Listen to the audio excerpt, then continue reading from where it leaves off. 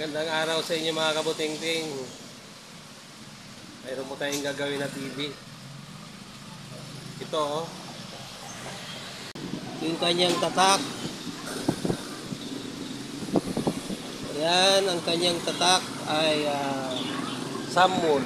Naka-plug in na siya. Kung titignan nyo, blank picture. Okay? Bubuksan muna natin. Ito, nabuksan na natin. Kung makikita nyo, ay ito yung kanyang motherboard at ito yung kanyang top board. Okay, magbo-voltage measurement tayo at nang ating malaman kung present ba ang kanyang mga voltahe.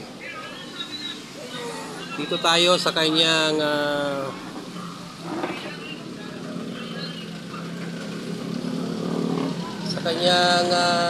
kung umaandar na yan, kung makikita nyo yung ilaw ay nababakas na siya yung umaandar na.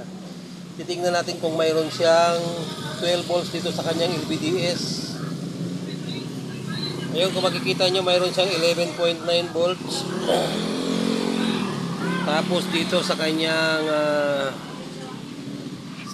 fuse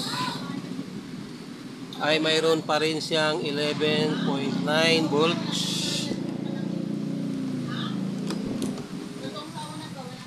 Dito sa kanyang babalik tayo sa kanyang fuse. Dito may 11.9 volts. Mayroon din dito sa may pagtawid, sa may gawing taas. Kung makikita nyo mga ka-viewers ay mayroon siyang 11.9 volts dito or 12 volts na rin. Pero pagdating sa tawid ay wala siyang voltahe. At kung titignan natin dito, ito yung kanyang fuse oh. Wala siya oh, zero siya. Pero dito sa may kabila mayroon. Titingin, so maaring open ang fuse nito. Titignan natin kung talagang open dahil mayroon namang kuryente yung kabila. Pag sa kabila wala. Okay? Titignan ko muna kung open yung fuse. Ka-viewers, gaya ng nakita ko kanina ay walang voltahe. Dito mayroon, pagdating dito wala. Positive, sira yung fuse. Ayan oh. Kung makikita nyo mga ka-viewers, hindi pumapalo yung tester oh. Pero kapag idinikit natin yung tester natin, pumapalo naman siya oh.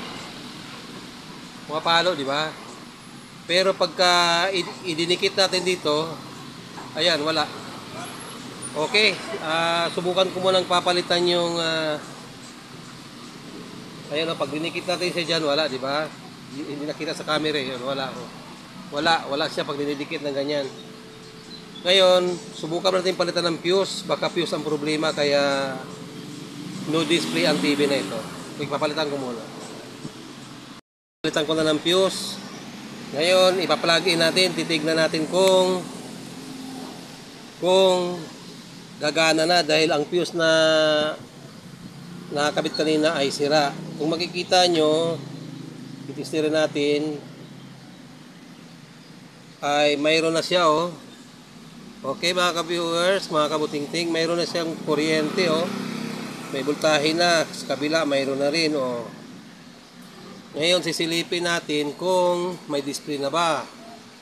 Then napalitan na natin siya ng fuse eh. Okay mga ka-viewers, negative. Same issue, ganun pa rin. Blanco. Okay. Ang issue ng TV ay protect. Malamang may problema yung kanyang CKB lines dito. Okay?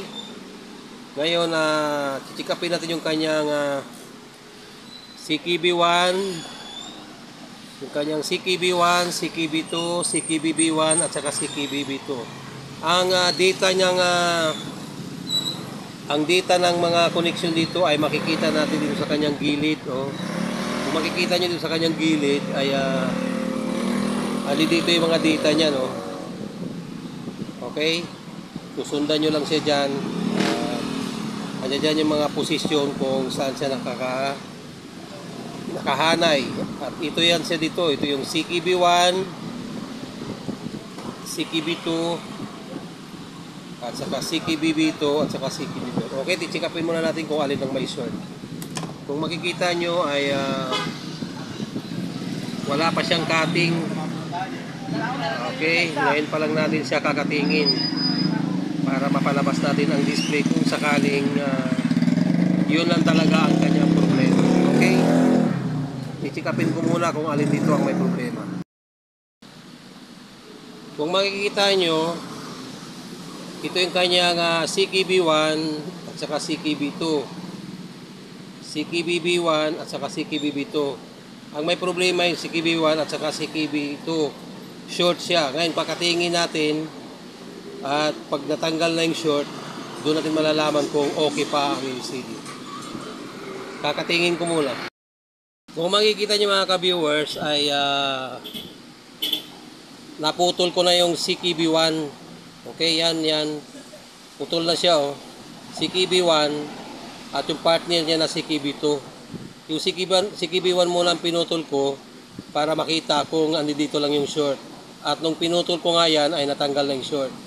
Okay, plug in natin para malaman natin kung okay na yung, kung lalabas na yung kanyang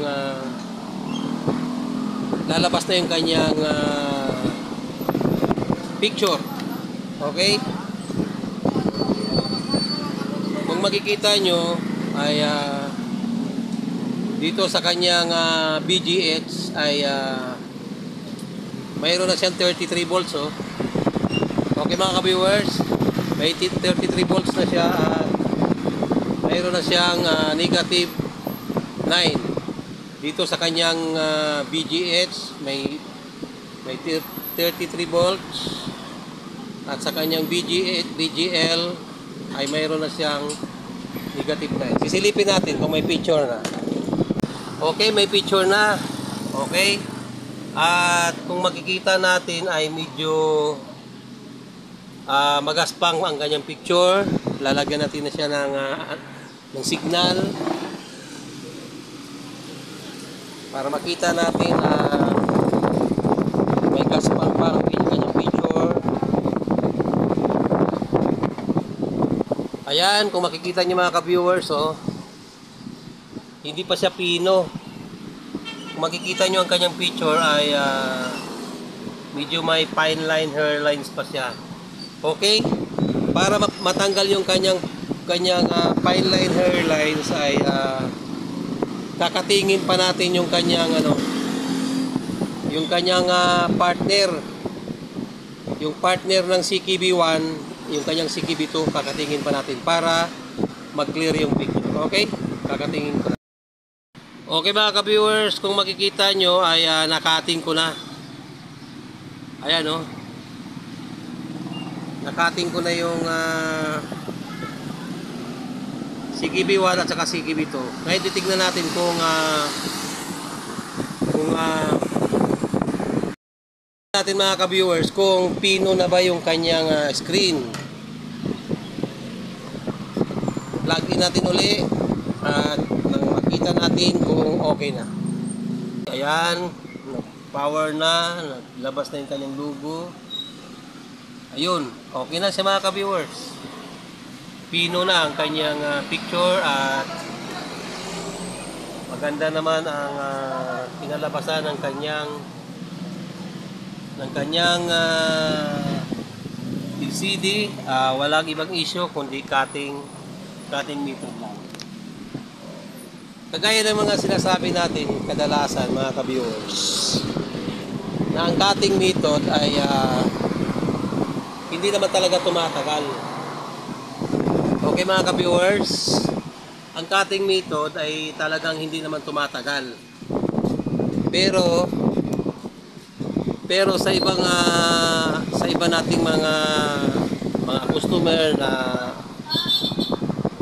wala pang budget para wala pang mabili ng panibagong LCD ay pwede pa nilang pagtsagaan ng TV na ito na maaaring tumagal na 1 linggo, 2 linggo, or pag pinalad, abot naman ng 1 buwan. Ngayon, mayroon naman tayong warranty na 1 buwan, at kung makikita nyo, ang pinutol natin ay yung CKB1 at saka CKB2 lang naman. At yung kanyang CKBB1 at saka CKBB2 ay hindi naman natin pinutol. At maaaring kapag nagkakaproblema ulit na mag-blank ang picture ng TV na ito, ay mumuli pa natin kakatingin ang natitirang CKB lines na hindi natin naputol para magkakapicture muli ang TV. Hanggang dito na lang mga kabuting-ting, at maraming salamat.